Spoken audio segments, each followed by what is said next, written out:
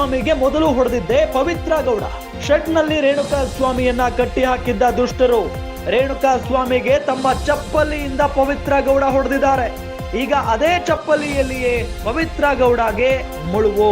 ಅಂದ್ರೆ ಅದೇ ಚಪ್ಪಲಿಯೇ ಈಗ ಪವಿತ್ರ ಗೌಡ ಅವರಿಗೆ ಮುಳುವಾಗಿದೆ. ತಮ್ಮದೇ ಚಪ್ಪಲಿಯಿಂದ ಸಿಕ್ಕಿ ಬಿದ್ದಿದ್ದಾರೆ ಪವಿತ್ರ ಗೌಡ. ಪವಿತ್ರ ಚಪ್ಪಲಿಯನ್ನು ಸಾಕ್ಷಿಯನ್ನಾಗಿಸಿದ್ದಾರೆ ಪೊಲೀಸರು.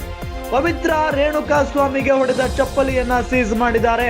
ಪವಿತ್ರ ಚಪ್ಪಲಿಯನ್ನ ಸೀಸ್ ಮಾಡಿದ್ದಾರೆ ತನಿಖಾಧಿಕಾರಿಗಳು. ಆರೋಪಿಗಳು ಊಹಿಸಿದಕ್ಕಿಂತಲೂ ತನಿಖೆ ಚುರುಕಾಗಿ ನಡೀತಾ ಇದೆ.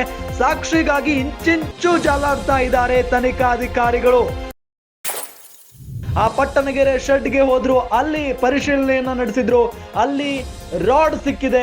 ಅಂದ್ರೆ ರೇಣುಕಾ ಸ್ವಾಮಿಯನ್ನ ಏನೆಲ್ಲ ತೆಗೆದುಕೊಂಡು ಹೊಡೆದಿದ್ದಾರೋ, ರಾಡ್ ಆಗಿರ್ಬಹುದು, ಚಪ್ಪಲಿ ಆಗಿರ್ಬಹುದು, ಜೊತೆಗೆ ಒಂದು ದೊಡ್ಡ ಕಟ್ಟಿಗೆ ಆಗಿರ್ಬಹುದು, ಅಲ್ಲಿದ್ದಂತ ವಸ್ತುಗಳು ಎಲ್ಲವನ್ನೂ ಕೂಡ ತೆಗೆದುಕೊಂಡಿದ್ದಾರೆ ಈಗ ಪೊಲೀಸ್ ಅಧಿಕಾರಿಗಳು. ಹಾಗಾಗಿನೇ ಡಿ ಗ್ಯಾಂಗ್, ದರ್ಶನ್ ಗ್ಯಾಂಗ್ ಏನಿದೆಯಲ್ಲ, ಇವರಿಗೆ ಕಂಟಕ ಶುರುವಾಗಿದೆ, ಭಯ ಶುರುವಾಗಿದೆ. ಇದರಿಂದ ಹೇಗೆ ತಪ್ಪಿಸಿಕೊಳ್ಳೋದು ಅನ್ನೋ ಚಿಂತೆಯಲ್ಲಿ ಆ ಗ್ಯಾಂಗ್ ಇದೆ ಅನ್ನೋದು ಗೊತ್ತಾಗ್ತಾ ಇದೆ.